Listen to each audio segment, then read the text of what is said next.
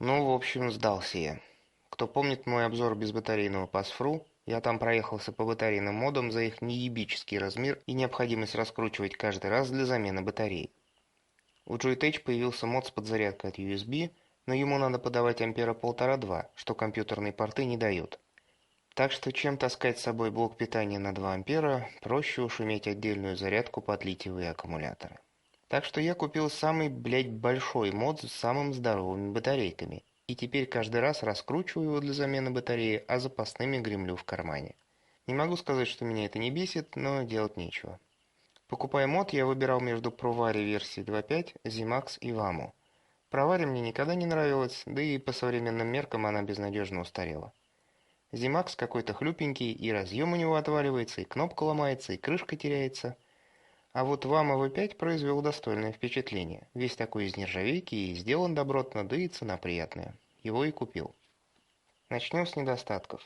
Первое – это, конечно же, размер. Мод просто нереально здоровый и довольно тяжелый, а с испарителем становится еще больше. В обычном режиме в мод помещается либо один Acom 18650, либо два 18350. Но если убрать проставку, то вместо одного аккумулятора 18650 можно поставить один 18350, и размеры станут поменьше.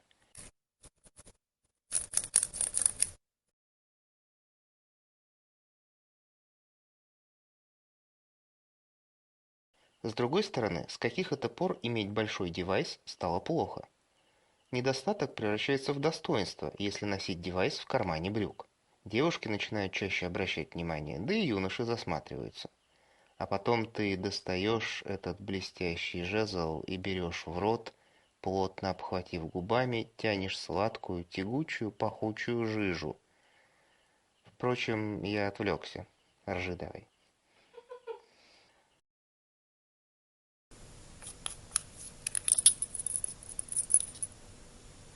Второй недостаток – пружинка никак не закреплена и периодически вываливается. Дырочка, если кто не знает, для сброса давления в случае взрыва литиевого аккумулятора внутри. Пусть лучше через дырочку выйдет, чем превратит корпус в осколочную гранату. Третий спорный недостаток – девайс не показывает уровень разряда аккумулятора, только напряжение на батарее, что не одно и то же. Ну и, пожалуй, последний выявленный недостаток – девайс запоминает не все настройки после смены аккумулятора. В частности, если вы установили настройку не включать экран в момент нажатия на кнопку, после смены аккумулятора экран все равно будет гореть. Теперь быстренько посмотрим на функциональность девайса. Первое – разъем. Это обычный 510, но имеется еще и его резьба, прикрытая съемным колпаком. Эта резьба оказалась очень кстати, так как мой Genesis V5, обзор которого также доступен на моем канале, закручивается не до конца, оставляя щель между колпаком мода и самим атомайзером.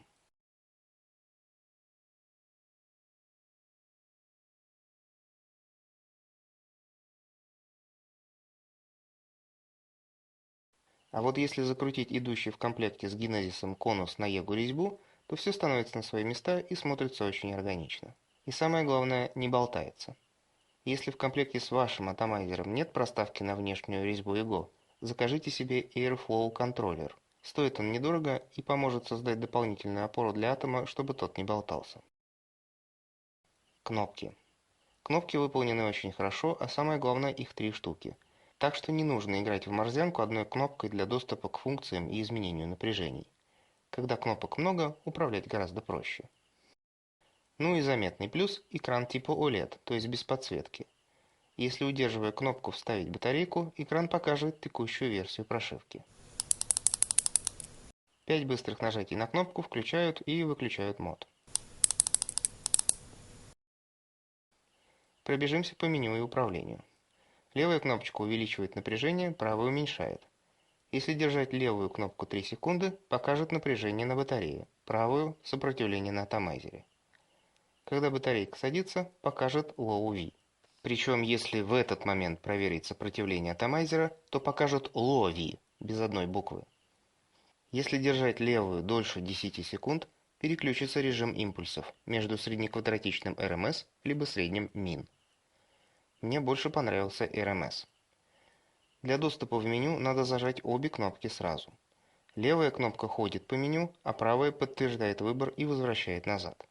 Первый пункт – режим работы – варивольт – voltage или вариват – power. В режиме варивольта напруга меняется от 3 до 6 вольт с шагом 0,1 вольта.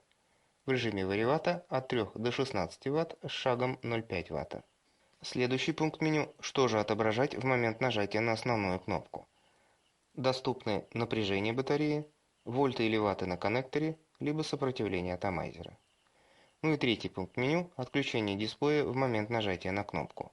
То есть можно сделать так, что кнопку вы жмете, пар идет, а экран не горит. Именно эта настройка не сохраняется при смене батареи. Если нажали кнопку «Пар не идет», а на экране сопротивление 1.2 Ома и ниже, значит спираль слишком короткая или она, например, коротит на плохо прожаренную сетку. Срабатывает защита и питание на разъем не подается.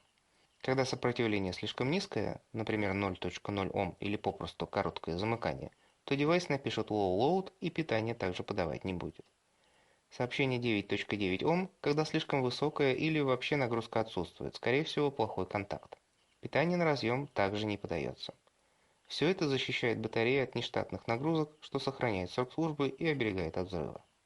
Еще забавная функция. Если долго держать правую кнопочку, мод напишет Mobile Out On, а затем нарисует батарейку, заполненную согласно оставшемуся на батарее заряду. В этом режиме на разъем напряжение подается постоянно, без необходимости нажимать на кнопку. Это полезно, если вы хотите использовать мод просто как батарейку. Ну, например, для подзарядки мобильного телефона. Для чего вам понадобится соответствующий переходник с 510 на USB мама. Ну и последний вопрос, а как же мод парит? А смотрите сами. Здесь у меня Genesis, намотка 2.1 Ома, хотя девайс показывает 1.6, так как измеритель там не особо точный. Жижа традиционная 55 на 35 на 10. Так что смотрите сами, как он парит на разных напряжениях. В целом, покупкой доволен.